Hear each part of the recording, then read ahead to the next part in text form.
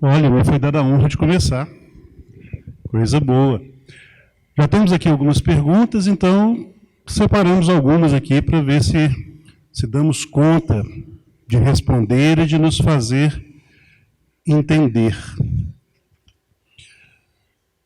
Quando nascemos, já temos data marcada para desencarnar? O que vocês acham? Eu gosto de fazer perguntas assim, gosto de responder perguntas assim, perguntando para vocês. A gente tem um projeto reencarnatório. Dentro desse projeto reencarnatório, né, missão, provas e expiação. Por que eu estou incluindo missão?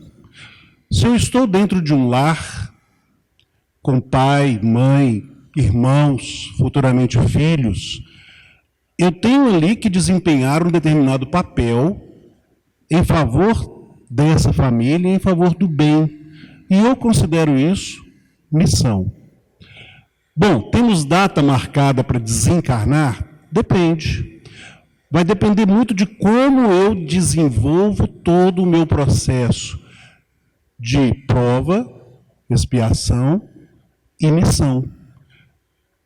Chico tem uma passagem que eu acho muito interessante e que talvez responda isso de uma forma mais transparente. Uma certa altura da vida dele, perguntaram se ele sabia quando ele ia desencarnar. A resposta dele foi a seguinte: eu já comprei o bilhete, mas o motorneiro não quer me levar. Ou seja, ele entendia já ter desempenhado o seu papel, ele entendia já ter desempenhado sua missão, mas ainda continuava ali. É possível que, desempenhando bem nossa missão, nossa tarefa, aceitando bem as provas e a expiação pela qual temos que passar, que a gente tenha um prazo determinado e até uma prorrogação desse prazo. Até uma prorrogação desse prazo. Pois não? Bacana, bacana. Lembro, vocês viram o filme? Era a conquista do pentacampeonato. Isso mesmo. Tem uma passagem do filme que ele conta isso para a secretária. Não, Emmanuel já me falou que eu vou desencarnar quando todo mundo no Brasil estiver feliz. Aí ela responde para ele, então você não vai desencarnar nunca, né? Tamanho pessimismo dela. Mas sim, a gente pode ter uma prorrogação da nossa encarnação. Mas assim, não vão ficar muito felizes, não, aqueles que querem ter uma prorrogação, porque o inverso, né? A recíproca é verdadeira. Se por um lado eu também não estou fazendo o bem e pelo contrário, posso estar prejudicando outras pessoas, também pode acontecer do meu projeto reencarnatório ser interrompido antes do prazo dele. Então, acho que a resposta melhor é sim, temos um projeto reencarnatório, mas depende do nosso livre-arbítrio. O tanto que vamos ficar, se vamos cumpri-lo integralmente, se vamos prorrogá-lo ou se não. Complementa alguma coisa? Não, respondido. Gracinha. Tem uma pergunta aqui, ela é até pertinente pelo momento que a gente atravessa, quer dizer, já estamos atravessando isso há um bom tempo. A pessoa pergunta o seguinte: existe um ditado popular que diz: política, religião e esporte não se discute. É verdade que Chico Xavier se pronunciava em política? Era a favor de militares e ditaduras? É muito pertinente essa pergunta pelo seguinte: o ditado popular fala religião, política e esporte não se discute, mas se conversa. A gente deve saber até onde vai uma conversa, uma troca de pensamentos que é extremamente sadia. A gente viver num lugar que todo mundo pensa igual, não há crescimento para nós. A gente tem que estar no lugar com opiniões divergentes da nossa, para que a gente consiga crescer. Então, é sempre importante que tenha, sim, Se tivesse só um time no Brasil, para quem vocês iam torcer? Só tem um time. Então, é importante essa divergência para a gente conseguir observar até os nossos comportamentos. Então, discutir, não, mas conversar, sim. Sempre que a gente puder trocar ideia com o companheiro, mesmo que ele pense o oposto de nós, é sempre muito útil. Depois ele complementa falando que Chico Xavier se pronunciava em política. Era a favor de militares e ditaduras? Chico nunca foi a favor de ditaduras. Na época que Chico falou sobre os militares, não se falava que era uma ditadura. Não era quem viveu os anos lá de 64, não se falava exatamente de ditadura. Depois nós começamos a nos expressar, em 80 era ditadura, e foi ditadura até terminar a ditadura. Porém, o que ele defendia era que a gente não entrasse em combates com o oposto. Ele não defendia um militar, ele não defendia um revolucionário, porque todos os lados têm um valor. Hoje, no Brasil, nós estamos divididos entre esquerda, direita e aqueles que não querem se posicionar porque não se envolvem nisso, que já estão envolvidos. Quem fala que não quer se envolver, já se envolveu, né? Porque ele já se posicionou. Se nós pegarmos a esquerda do Brasil, ela tem muitas coisas boas. Porém, a doutrina espírita tem pontos com relação à esquerda que ela não comunga. Ela não comunga com o aborto, ela não comunga com a eutanásia, ela não comunga com sexo desgovernado, com todos os tipos de violência que às vezes surge. Ela não comunga com isso. Mas também, se nós formos falar em direita, a doutrina espírita não comunga com arma, não comunga com assassinatos, matar as pessoas porque elas erraram, porque nós sabemos da continuação da vida. E não comunga com uma série de coisas. Então, não há um lado bom e um lado ruim. Há dois lados com pensamentos distintos. Cada um deve escolher aquele, procurar realmente saber o que cada lado fala de verdade e não ficar só escutando ideias de pessoas que querem impor um pensamento, seja ele de direita ou de esquerda. Então, procurar saber qual é realmente o pensamento de quem de esquerda. É esse. Os governantes de esquerda agem dessa forma? Daí vocês vão saber se devem voltar na esquerda ou não. Eu comungo com a direita. Fui lá, tem que conhecer o pensamento que a pessoa de direita realmente defende, né? O que a política de direita defende, e se os políticos realmente agem da forma como está escrito ali. Porque senão também não dá para votar neles. Então, é algo pessoal. E Chico sempre deixou isso bem claro também, que religião é algo particular, pessoal de cada um. Time de futebol é algo pessoal, particular de cada um, assim como política. Então, a gente tem que pensar e usar essa grande, eu falo, a doutrina espírita nos mostrou algo muito importante, que é o uso da razão. É isso que nós temos que utilizar, a razão. Ir atrás e ver se aqueles pensamentos comungam com o jeito da gente pensar, com o que a gente quer para o futuro. Ficou claro, gente? Quer acrescentar? Não, tá ótimo. Vou acrescentar o quê? Tá ótimo. Bacana. Tranquilo, gente? Como nós estamos fazendo, por enquanto está bem. Não estamos falando bobagem aqui, não? Ela não, mas eu não estou falando bobagem, não?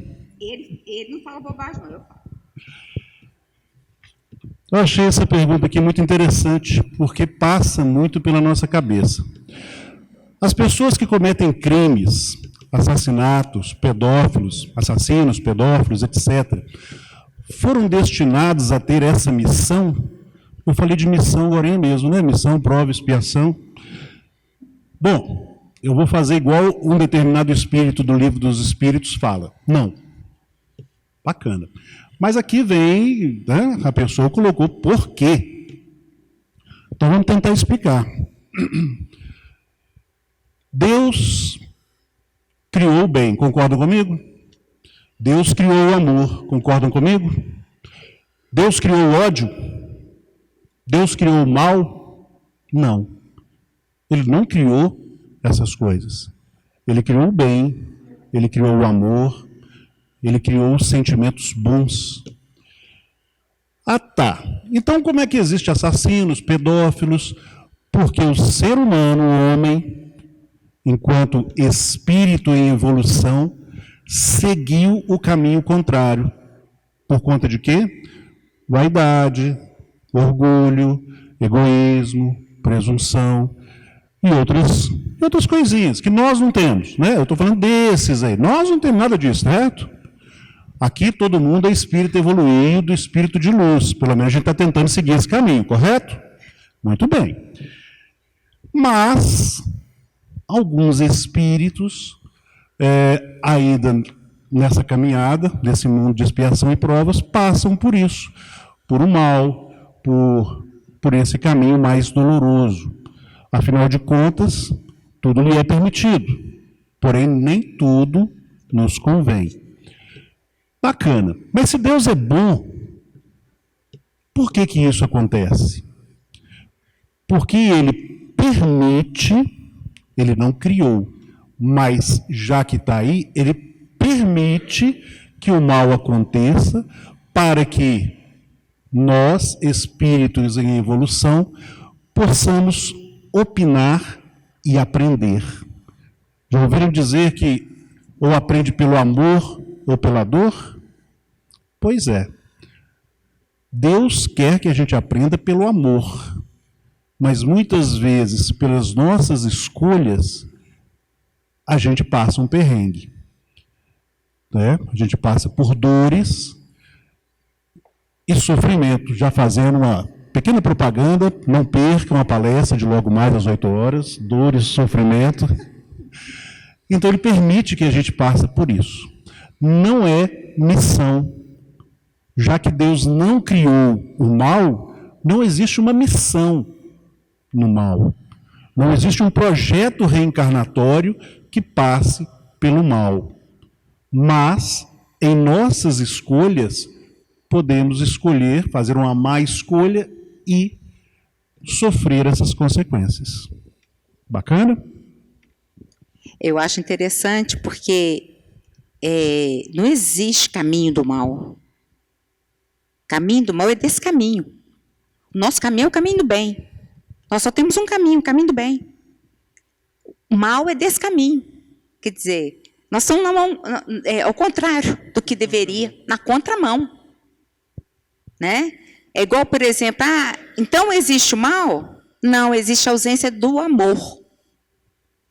Nós só fazemos o mal porque existe a ausência de amor em nós. O dia que um espírito que comete o mal tiver a consciência, realmente passar por todo o processo de crescimento e começar a descobrir o amor, ele mesmo vai desejar se afastar das coisas ruins que ele faz. E a gente não precisa, né? Porque aqui foi dito crimes, assassinatos, pedofilia. Mas se a gente pensar, eu avanço um sinal, está correto isso? Eu estou, pelo meu livre-arbítrio, me permitindo sofrer consequências que podem ser terríveis. Eu posso acertar um pedestre, uma moto, um animal e prejudicar outrem. Quando eu estaciono na vaga preferencial, está correto isso? Não estou assassinando ninguém, mas pode chegar alguém, um cadeirante que precisa daquela vaga e não vai ter essa opção. Possivelmente vai parar mais distante e ter que vir com a sua cadeira de rodas, sua muleta, até aquele ponto. Então, muitas das vezes, nós não estamos nessa referência tão alta, mas temos uma outra referência mais baixa que a gente às vezes até acha normal. Ah, essa caneta aqui está sobrando. Não, tranquilo. Mas vai fazer falta para alguém que venha depois, né? Então, temos que pensar nisso não só no âmbito de crime e assassinato, mas qualquer ato ilícito, qualquer ação que a gente cometa. Né? Não está em nosso projeto. Ah, Deus quis que eu assaltasse fulano, ou me apoderasse daquela sombrinha que esqueceram no ônibus. Não, Deus não quer isso não, gente. Deus não quer isso não. Alguém ficou sem a sombrinha e vai molhar quando chover. O que a gente tem que fazer é o correto, é o lícito. Ok? Outra pergunta que tem aqui, a pessoa fala assim, eu acho que ela está em dúvida sobre Deus. Se na mitologia grega os deuses foram criados para explicar o que não havia explicação e educar, como por exemplo castigando, o cidadão que pecava, por qual motivo devo crer que o nosso Deus também não foi uma invenção para que as pessoas pratiquem o bem, como também explicar uma morte? Ah, gente, vocês acreditam em Deus?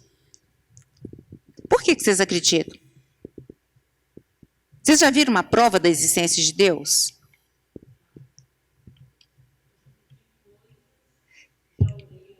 Não, não precisa orar, não. Mesmo aquela pessoa que não ora. Estou falando, não é questão do que ele te dá, é questão de perceber Deus. Olhe para as estrelas, pelo amor de Deus. Olha para as estrelas. Quem faria um firmamento, quem faria um céu, quem faria esses astros que estão em pleno movimento, altíssima velocidade, e não se trombam, não se esbarram, tudo em perfeita harmonia. Quando se fala em mitologia grega, eles não inventaram, falaram, vão inventar isso aqui, porque agora as pessoas ficam com medo e param. Não! Eles foram observando. E como eles não tinham respostas, né? Eles falavam, o Deus trovão. A deusa isso, a deusa da chuva, a deusa da agricultura, o Deus de... Então, não foi uma criação, vamos criar aqui agora, para partir daqui vai ser dessa forma, não. Foi através da observação. Da mesma forma, nós, através da nossa caminhada, qualquer um de nós pode ter certeza da existência de Deus. Parece que a pessoa tem uma dor, porque ela fala assim, como explicar a morte? Eu gostaria de perguntar para vocês, vocês já ouviram no Evangelho várias curas de Jesus, concorda? Jesus curou muita gente. Alguma dessas pessoas sobreviveram? Estão aqui? Todos morreram. A morte é uma fatalidade da vida, é fato. Todos nós vamos passar por isso. É algo natural. A morte, quando a gente realmente, né? A gente não perde, mas a gente fala muito assim, fulano perdeu um filho, perdeu um marido, perdeu uma esposa, perdeu a mãe, o pai. Quer dizer, aquele ser que ela amava desencarnou, dói muito. E a pessoa sofre. Mas faz parte da nossa caminhada. Todos nós teremos um ente querido que irá desencarnar, assim como nós também um dia desencarnaremos. Então, não é que se cria um Deus para que a gente fique... Porque vocês vão ver na palestra que eu vou falar um pouco desse castigo de Deus. Se a pessoa ainda estiver aqui, ela vai ver o que é o castigo de Deus. E ela vai ver que esse Deus que a gente confia, que a gente acredita, ele não veio e nem foi criado para nos ser um freio. Não. Ele existe. Ele é de fato. E ele é justo e bom. Extremamente bom. Não, tranquilo. Eu acho que essa aqui não. Essa aqui tem a ver com o que você falou agora.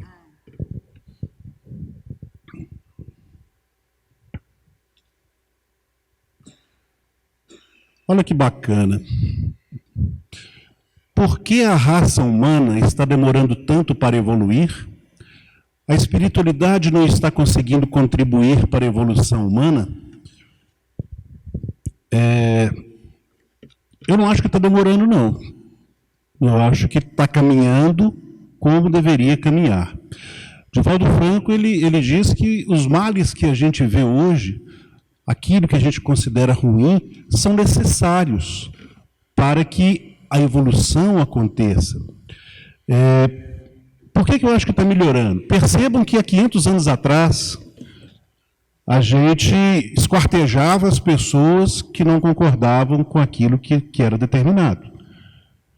Há 1000 anos atrás, a gente apedrejava e punha fogo nas pessoas que não concordavam com o que a gente fazia. Na época de Cristo, apedrejavam-se as pessoas, crucificavam-se as pessoas. Na época de Sócrates, Platão, se dava cicuta para as pessoas, veneno para as pessoas, e eles tomavam esse veneno à frente de todo mundo que não concordava com o que era posto. E hoje, existem lugares que ainda têm a pena de morte. O nosso país não tem. Não se extermina, muito menos com requintes de crueldade. Ainda há o mal? Ainda há o mal. Algumas pessoas colocam para nós que, como estamos no mundo de expiação e provas, adentrando ao mundo de regeneração, já está sendo dada a alguns espíritos a última oportunidade de uma encarnação, de uma reencarnação. Ou seja, desculpa o termo, ou vai ou racha. Ou é agora, ou não é mais. Não podemos esquecer do livro Caminho da Luz, de Emmanuel, psicografia de Chico, que fala dos exilados de Capela. Capela é um planeta, Capela é uma constelação, e um dos planetas passava por essa transformação, por essa passagem, por essa evolução. E alguns espíritos não se adequaram a essa transformação e foram exilados no nosso mundo, ainda um mundo primitivo, para que pudessem purgar, expiar e, de alguma forma, ajudar aos espíritos nativos na sua evolução. Aí está a grande questão. Estamos evoluindo sempre. De quando espíritos nativos, recebendo os exilados de Capela, que mesmo maus contribuíram para o nosso aprendizado, quando nós começamos a abolir essas práticas de crucificação, de duelo, estamos melhorando. Mas ainda não somos espíritos puros, espíritos felizes, espíritos de luz. Apesar de que alguns ainda brilham, né? Mas só quando bate o foco. Mas ainda não estamos nisso. Aí a segunda pergunta: a espiritualidade não está conseguindo contribuir para a evolução humana? Está. Está sim, e muito. Eu faço parte da Casa Espírita Joana d'Arc. Joana d'Arc é a última encarnação, segundo Humberto de Campos, segundo Leon Denis, a última encarnação de Judas, o Iscariotes, o dito traidor mesmo. Né? aquele que a gente apedreja até hoje. Né? Eu não sei quem é mais traidor, né? Porque, de uma certa forma, precisava que ele fizesse aquilo. Mas, enfim. E Joana d'Arc, analfabeta, mulher, em 1400 e alguma coisinha, aliás, há muita coisinha, acho que era 92, ela se dirigiu ao rei da França para defender a França da invasão inglesa. Sabe por quê? Porque já se preparava o iluminismo. Tudo isso não é invenção minha, não, tá, gente? Humberto de Campos, na psicografia de Chico. Já se preparava o iluminismo. E o que surgiu durante o iluminismo? A doutrina espírita. E já se preparavam as pessoas, como é que eu vou explicar melhor? Já se preparavam o arquétipo humano que desse condição de receber os espíritos que ali trariam as ideias e os ideais do iluminismo e da doutrina espírita. E era para acontecer na França. Mas se Inglaterra invadisse França, poderia se julgar pelo chão todo esse trabalho que estava sendo feito de uma forma material. Então, Joana d'Arc veio para defender esse ideal. E mesmo assim, a França depois a entregou à Inglaterra e ela foi queimada. E por aí vai. Então, isso é uma das provas de que a espiritualidade está presente na nossa evolução. Vamos lá, a própria doutrina espírita não é uma prova de que a espiritualidade está presente na nossa caminhada evolutiva? A terceira revelação, primeiro Moisés, segundo Jesus, e ele mesmo previu, virá o Consolador prometido, e veio aí a doutrina espírita, através do Espírito da Verdade, toda a falange, toda a legião de espíritos que participaram. As próprias obras de Chico Xavier, de Divaldo, Ivone Pereira, e tantas outras, né? Não só brasileiros, como médiuns de outros países. Eu esqueci o nome de uma russa, que teve uma... É russo, é difícil. Enfim, tantos que contribuíram com informações e inspirações da espiritualidade amiga para que a gente acertasse o rumo. Tantas pessoas que vieram em missão para nos orientar. Não podemos esquecer que nós não somos um corpo. Nós somos espíritos e temos um corpo. Então nós também somos espiritualidade. Também cabe a nós o destino do bem. Não temos que esperar que a espiritualidade venha e fale assim, aqui, seu caminho está errado. Até porque, gente, vocês concordam que todos nós temos um anjo da guarda e um espírito protetor? Concordam ou não? Sim, bacana. E para que serve o anjo da guarda e o espírito protetor? Para quê? Proteger, intuir, inspirar e orientar o mau caminho ou o bom? E vocês querem mais inspiração que isso? Olha a espiritualidade individualmente nos mostrando o bom caminho. Agora, nós temos livre-arbítrio, né? Questão 459 do Livro dos Espíritos. Ele não pensa assim, nossa, ele sabe até o número da questão, eu só sei essa. E só sei essa porque 4 e 5 é 9, então ficou fácil. Os espíritos... Aí, eu até esqueci. Espera aí, tá fácil. Questão 459. Estão me soprando aqui, calma. Os espíritos influem sobre os nossos pensamentos e as nossas ações? E a resposta: a esse respeito, sua influência é maior do que credes, porque frequentemente são eles que nos dirigem, são eles que nos orientam, são eles que mostram o caminho. o que acontece muito é, mas por que as coisas não dão certo para mim? Porque o espírito protetor te influencia. Mas às vezes a gente não escuta o espírito protetor. Vai escutar um outro, mas, não, vou ali pular aquela cerca, roubar jabuticaba na casa da Dona Maria. Vai pular, vai cair, vai quebrar a perna, vai torcer o pé, vai ser pior. Vai na casa da Dona Maria, bate a campainha e pergunta se ela cede. Percebem? Então, nós, através das nossas escolhas, da nossa sintonia, escolhemos quais as ações nós vamos fazer. Nós temos ciência do que é certo e o que é errado. Onde estão as leis de Deus? Na nossa consciência. Nós temos ciência do que é certo e do que é errado. O que muitas das vezes a gente não tem é vontade de seguir.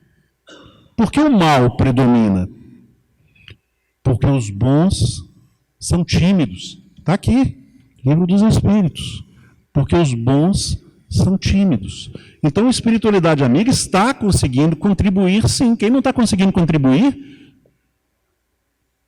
Isso mesmo. Somos nós mesmos. Bacana, hein? Bacana. A outra pergunta que está aqui, a pessoa fala o seguinte: tudo que existe foi criado por Deus, pois Ele é onisciente, onipresente e outras coisas também, tá, gente? Ou seja, está presente e consciente em tudo que existe. Não existe nada fora de Deus. Então, o mal foi criado por Deus. Por que Deus criou o mal? Eu pergunto para vocês, Deus nos criou simples, ignorantes, destinados à perfeição. Ele quis que nós percorrêssemos um caminho e que chegássemos à perfeição realmente valorizando, porque foi um empenho nosso, é um empenho individual, tá? Daí eu faço outra pergunta para vocês. Existe escuridão? Existe escuridão? Não, não existe escuridão, não. A gente consegue chegar com a escuridão aqui e a luz sair da sala? Mas a gente consegue tirar a luz e a sala vai ficar? Então, a escuridão é a ausência da luz. Como o mal é a ausência do bem.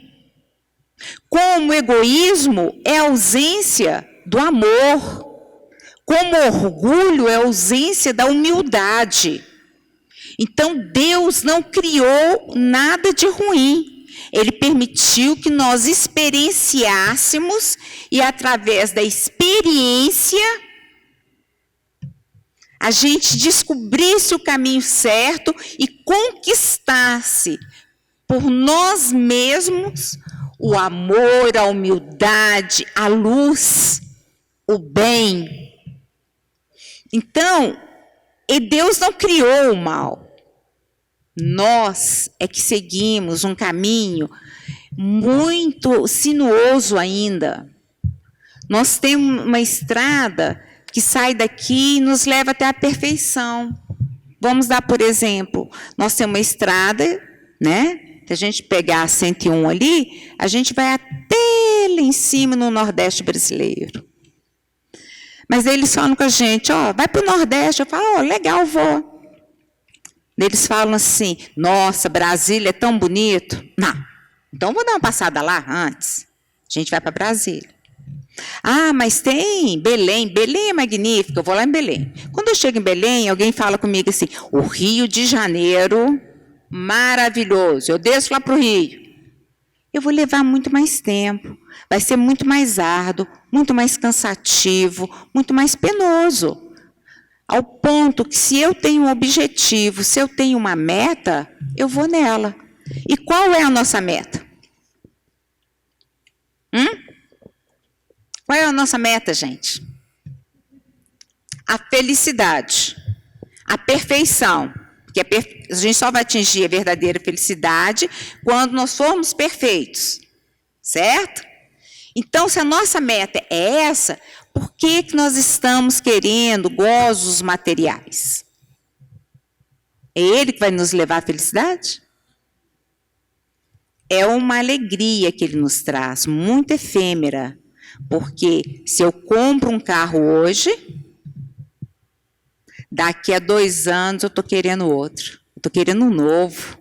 Meu carro já está velho, já tem 2 anos. Isso eu estou colocando um tempo grande. Que tem gente que no mês seguinte já fala assim, devia ter comprado outro carro. Então, a questão é conosco, não é com Deus. Então, Deus não criou. E depois, a mesma pessoa, pela letra, ela faz uma outra pergunta. Não existe acaso. Não existe acaso. Não somos vítima do acaso.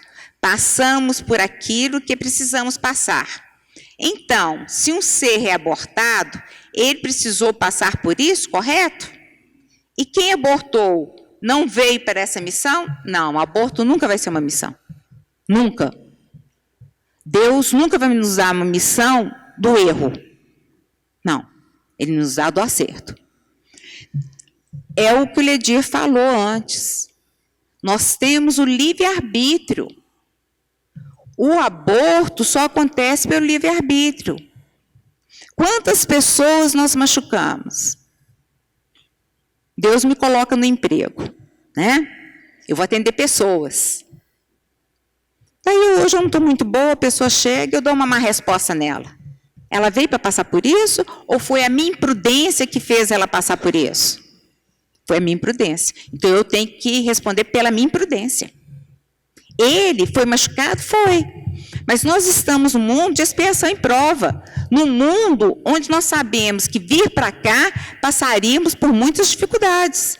Iríamos conviver com pessoas que estão em níveis inferiores a nós, outros superiores, mas pessoas cheias de defeitos como nós, que podem, diante de uma situação, errar. E vamos errar. Nós erramos. Aqui a gente podia até repetir a pergunta de Jesus.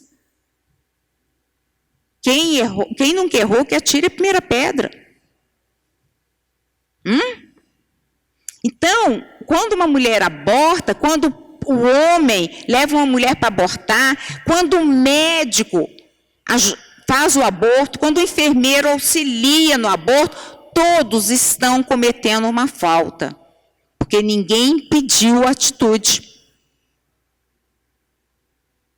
Então, o aborto nunca, jamais será uma obrigatoriedade de se passar por ele e nem tampouco será uma missão para a mulher que o causa. Isso nunca. Outro dia, na reunião mediúnica, nós até atendemos um espírito que foi abortado. Ele chorava muito. Chorava e se dizia mal amado. Por quê? Parece que é um ser que ainda está no princípio da gestação, mas ali há um princípio inteligente, que sente e que vai levar essa dor com ele. Então, nós temos que pensar muito nas consequências das nossas atitudes diante do próximo.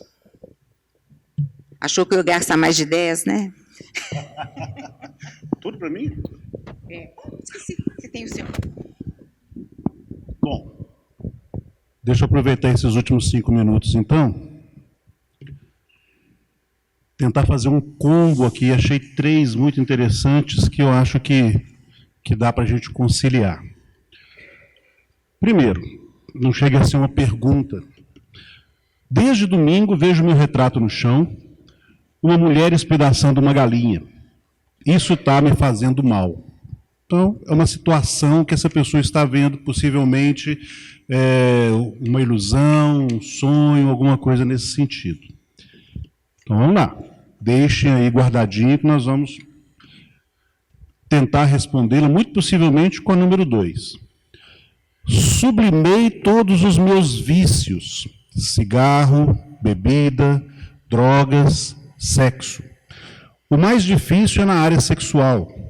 Faz 14 anos que deixei de usá-los, sinto a presença de um espírito me obsediando na área sexual. Melhorou muito, mas o espírito que me obsedia na área sexual já faz mais de 20 anos. O que posso fazer em relação a este espírito? Primeiro, se a pessoa estiver presente ou não, porque eu acho que todo mundo tem alguma situação parecida. Às vezes, não num espectro tão grande, mas já venceu alguns desses vícios, né? De ordem material, também de ordem moral. Então, aqui eu lembro o que o Kardec falou sobre o bom espírita. Conhece-se o bom espírita pelo esforço que faz em domar suas más tendências. Ele está de parabéns. Ele já venceu aqui cigarro, bebida, drogas e está pelejando com o sexo. Não é simples, não é fácil. E aí, puxando um pouquinho de Chico, o sexo não é algo negativo. Ele fala isso no Pinga Fogo.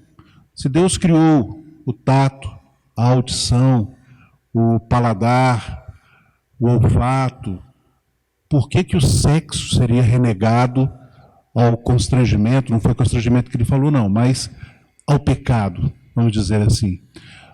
A questão não é o sexo puro e simples, mas a intenção. Tá? Eu queria uma outra palavra que falhou aqui. A leviandade, não era essa não, mas essa serve. A leviandade como eu utilizo disso. Porque se eu usar o tato, o paladar de forma indevida, também me prejudica e prejudico a outros. Concordam comigo?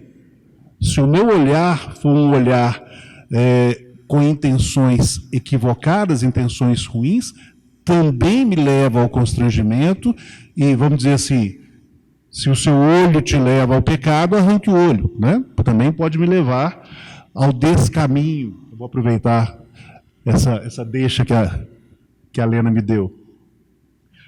Mas para fechar e a gente arrematar tudo, a última pergunta. Só o Espiritismo salva? Acho interessante porque muitas pessoas acham que por ser recente, né, 1857, por ter um outro viés falando de encarnação, ele tem a verdade absoluta. Primeiro, a doutrina espírita é muito interessante. Ela tem uma filosofia muito interessante, que responde muitas perguntas que outras religiões não respondem. Mas quando chamamos a doutrina espírita de religião, é no sentido de religar, do latim religare, a Deus, a essa espiritualização do ser, do indivíduo. Então, a doutrina, por melhor que seja filosoficamente, passa pelas pessoas, como toda religião passa. Não dá para falar que o Espiritismo salva, senão, no início, nós não teríamos que fora da caridade não há salvação. Nós teríamos fora do Espiritismo não há salvação. E aí, pegando Herculano Pires, que trouxe para a gente que caridade é o amor em ação, podemos dizer que fora do amor não há salvação. E quem foi o nosso exemplo de amor? Hein? Tem certeza disso? Porque eu tenho. Jesus foi o nosso exemplo de amor. Então podemos dizer que fora de Jesus, fora dos ensinamentos do Cristo, não há salvação. E ensinamentos do Cristo outras religiões têm. O Espiritismo não é nenhum elo com Deus, tem que ser espírita para me salvar. Não. Pelo contrário, eu considero que a doutrina espírita traz a maior dificuldade. Porque quando eu sou evangélico, o pastor vira para mim e fala assim: larga disso, larga o cigarro, larga a bebida, faz desse jeito. E não estou aqui fazendo uma crítica, estou dizendo um fato. Mas a doutrina espírita é o meu livre-arbítrio que vai dizer o que eu devo ou o que eu não devo fazer. E E como é que eu vou ter um bom livre-arbítrio se eu não me conhecer? E me conhecendo, eu consigo responder a essas duas perguntas. Muda a sintonia, melhora seus pensamentos. A área sexual, eu diria que é uma área difícil, sim. Porque, de uma certa forma, há um pejorativo contra a questão sexo. A gente evita até de falar nisso. Eu falo de futebol, eu falo de política, não, sexo não, sexo aqui não. A questão é a intenção que eu uso, a sintonia que eu tenho. Melhoro a minha sintonia, melhoro as minhas condições e me afasto do que não é tão bom. Simples assim. Agora, fácil? Não é. Isso eu garanto, mas é o caminho. Só para meter o dedo na sua resposta. Por favor. Né?